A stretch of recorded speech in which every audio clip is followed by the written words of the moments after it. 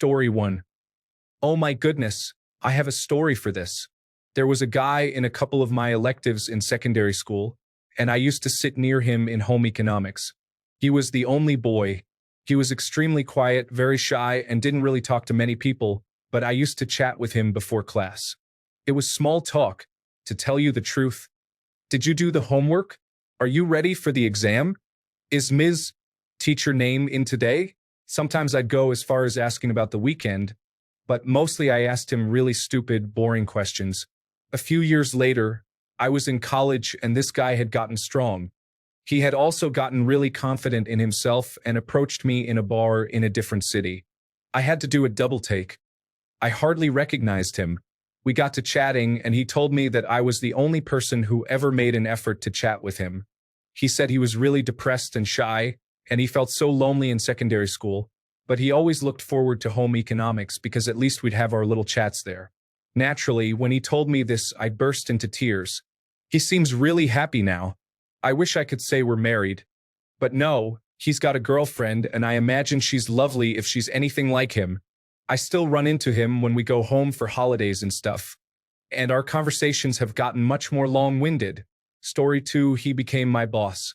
To be honest though, I befriended him in high school and he's been one of my best friends ever since. A smart guy. He went from no self-esteem to a team manager in the information technology department we work in today. He got me a job. He is making waves, and I know people from my class would have their minds blown if they saw him today. We also play in a band together doing monthly live shows. He turned into a classy extrovert from a totally quiet, bullied nerd in high school. Story 3. During high school, he got a job at the video rental counter inside the local grocery store in a small town. He eventually got promoted to assistant manager of the video rental area. Then, Netflix and streaming in general slowly destroyed his career. Now, 20 years later, he still works at the same grocery store, but they shuffle him around to different areas and do not let him go since he has been there so long. He still lives with his mother, did not go to any sort of college or trade school, or pursue any skills that would benefit him. He has no significant other, no children, and no friends. He simply exists in the same state he was in during 2004. Story 4. She had a mental breakdown and made a terroristic threat towards a local festival that attracts thousands of people from all over. The last I heard, she was in a mental hospital. Story 5. I was the loneliest, most bullied kid in my class. It's no joke how messed up people can be just to get some laughs or credibility. I'm proud of myself that I didn't resort to using my dad's gun. Story 6. He met a girl at 16 years old and stayed with her until this very day. They moved to another country, France. They started from the bottom. He got a job as a manual laborer in construction, and she got a cleaning job. Fast forward. They both have their own businesses now and a family of 3 kids, 4 dogs, and a farmhouse in the countryside. So that's the fast-forwarded version of what happened to the quiet, lonely person me. Story 7. The kid I'm thinking of used to sit in the library and read during breaks. I was always in there because I was finishing up homework I forgot to do all the time, and he was super nice and would let me copy his math homework. I feel bad in retrospect because I never invited him to sit with us at lunch, but where I grew up there was somewhat of a gender divide. Unless a boy was your boyfriend or the boyfriend of one of your friends, you didn't really sit with boys unless they were gay. It was weird and stupid. Anyways, he is married with kids and works in computer animation. He even worked for Pixar for a while, then he got into claymation and, I could be wrong about this, but he worked on Paranorman basically for that company. He is a script doctor too. I am not sure why none of the other guys at school wanted to be friends with him. I mean, we had a lot of other guys into anime, drawing, science fiction, etc. For the 1990s. I had a whole conversation with him about gargoyles once, which was nice because no one else in my friend group watched it.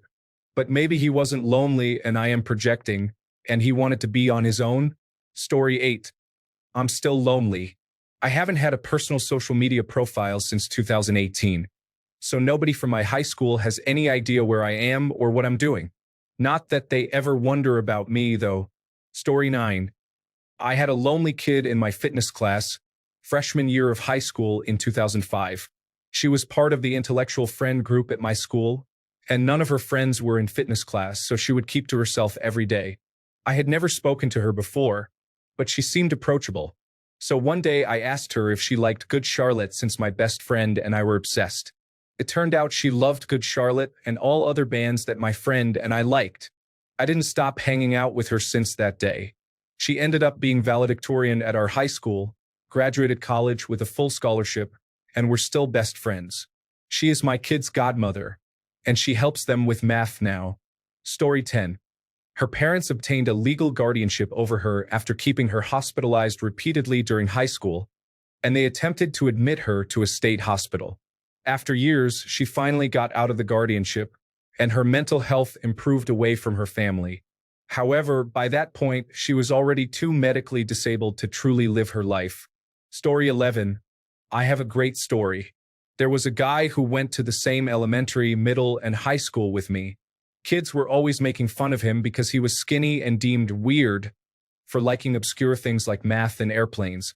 Some of the popular kids claimed he sometimes would smell, so he would always sit by himself. Throughout the years, I always made an effort to be kind to him as we were both in band. I played the flute and he played the saxophone. I always thought he was very kind and didn't deserve all the mean comments. Well, fast forward 10 years, I'm friends with him on Facebook. Turns out, he got in shape and went to flight school after high school graduation. He became an airline and commercial pilot for a major airline. I see him posting all the time about spending a weekend in a different country. He literally posted a picture of himself with a couple of buddies in Switzerland last week. Every time I see him post, I get so happy for him. Story 12. I'm the lonely kid, and I'm still all alone. Anxiety, depression, and addictions are getting worse year by year. So basically my life is all downhill from the age of 13. I tried asking for help, but nobody, not even the healthcare system, cares about it. So I guess I'll just keep going like this as long as my body and mind can take it. Story 13. She moved away and lived in several different countries. She got married and divorced, made New York City her home, started college at 54, and now lives happily and quietly with a ginger cat. Story 14. I am haunted by that guy. In junior high, I walked home with him once. We talked. He was elusive, but kind and attentive. I liked him, but in my 13-year-old ADHD brain, I never followed up on our budding friendship. He was found hanged in a tree on the walk to school. It devastated me to think I could maybe have made a difference. Later in life, I found out about all the abuse he endured from his parents. So heartbreaking. Story 15. I'm not sure if I was the lonely kid, but I was definitely the weird kid. I moved to Australia, met my wife, and had a couple of kids. I got involved in the personal development space and have been a part of a men's group for over 25 years. Life is a lot better than it was in high school. I felt kind of vindicated when I saw pictures of my 30th high school reunion, which I obviously didn't attend. Everyone who used to think they were better than me was really overweight and balding. And that was just the women. I still have all my hair, I'm still married to the same woman, and all in all, I am doing really well. Story 16. The person I always thought of as possibly lonely retained the same couple of friends for the past 13 years, and they still seem to enjoy getting together and doing the things they did back then, like video games and anime. Story 17. I'm good. Things got better once I got out of the drama factory that is high school. I quickly realized that none of that was going to matter once I was out of that place and charted my own course. I've gone to a single reunion in the 30 years since, and the number of people from the popular crowd who are still living the exact same life they did 30 years ago astounds me. Like when I went to an alumni event and saw the same dude setting up the public address system that used to do it when I was in school. He was in the class behind me. On the one hand, the familiarity of some of it was comforting. On the other, some people really do make high school their whole lives and never truly leave. Story 18. He got a job, got married, has a lovely daughter, and is doing fine. He doesn't talk to anybody else from school, though, so he has no idea how everybody else is doing. Story 19. That's me. I realized the difference between being lonely and being alone, and have embraced it. Not everybody is a social butterfly, and that is okay. Story 20. S smelled really bad and was really rude. The former because her parents didn't care about her very much. She was adopted by a couple struggling with infertility who had their rainbow baby not long after. And the latter because she was on the autism spectrum. For context, I went to an expensive private high school where most of my classmates were the rich children of doctors, lawyers, and business owners, including her. I hung out with a group that you could loosely call the not rich girls, and we let this girl hang out with us a good chunk of the time, even though we didn't like her because she didn't have anybody else. Sometimes even we couldn't handle her, though, and in hindsight, I think it was just me and one other girl that kept us from being formally excluded from the group. Now she's married with 2 beautiful kids and a beautiful collection of exotic pets. Mostly snakes, including an emerald tree boa, my personal favorite species. It always makes me happy to see her doing well. Story 21. He's extremely successful with a wife and 4 kids. A great job with a top-tier tech company. Perfect house in a nice neighborhood. Close friends that mean the world to him. He just wishes he could go back and tell his younger self to be patient. So instead, he comes online and tells people to give themselves time. Better days are ahead, and you don't have an expiration date on you anywhere. Story 22. I'm doing great. Thanks for asking. Got published, got married, produced a couple of albums, performed a lot, went around the world, saw Persepolis, bought a house in the country, and retired. Story 23. That's me.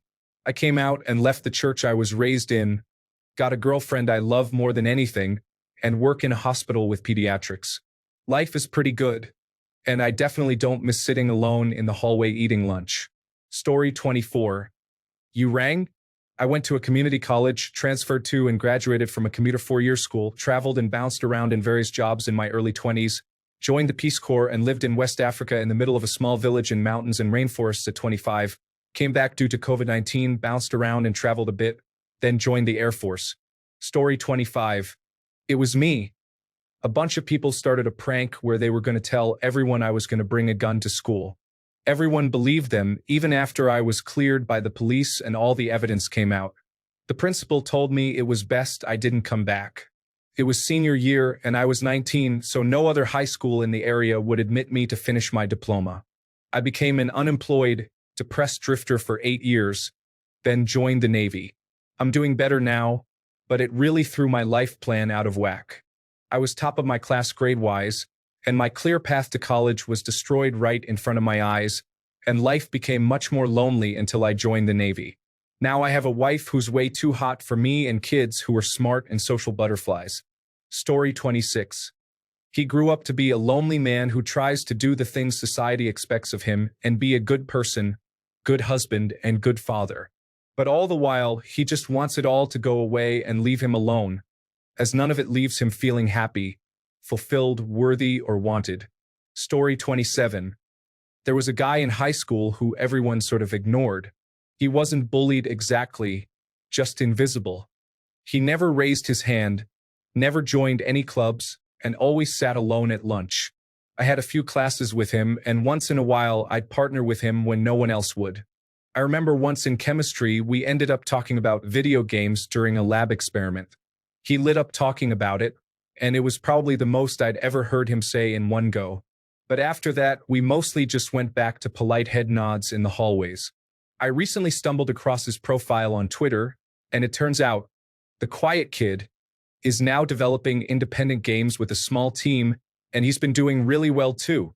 What stuck with me, though, was this one post where he mentioned how just one person acknowledging your presence, even casually, can mean everything when you feel invisible. I can't be sure if he was talking about me or someone else, but it made me realize how even the tiniest effort to connect with someone might stay with them in ways you never expect. Story 28. That's me. Hi. I still live in the town where my high school is. I don't have any friends from there anymore. I reconnected with one when she showed up to a club I'm in, but then she moved out of state. I feel like I've had a little glow up, though. I think I'm a bit prettier now, or maybe it's just that I put more care into my appearance. I've lost 15 pounds recently. I'm more social, but still an introvert. However, I can hold long, informative, engaging conversations with people who are willing to talk. Anybody else like this? Story 29. I dropped out, bounced around aimlessly until my late 20s, got my life together, and am now married with a wonderful son and a decent career. School was rough, but I wouldn't change a thing because I'm in such a good place right now. Story 30. They say he never left. Some people still hear footsteps echoing in the empty halls late at night, as if he is still wandering, looking for someone to talk to. Story 31. A kid was gunned down in front of his mom. Basically, he was being bullied a lot. The few friends he had tried to help, but he made friends with the furries and emo kids, and before it was cool, it was basically the easiest group to bully with little to no consequence. Anyway, one day he had enough, and his mom walked in on him about to put a round in his head. Their neighbor heard her screaming, looked into a window, and saw him holding a gun, so he called the police. Long story short, his mom was begging the Special Weapons and Tactics team and the police to back off so her son would feel safe enough to put the gun down. According to her, he was about to place the gun down when they broke the door in and shot him on sight because it was still in his hand.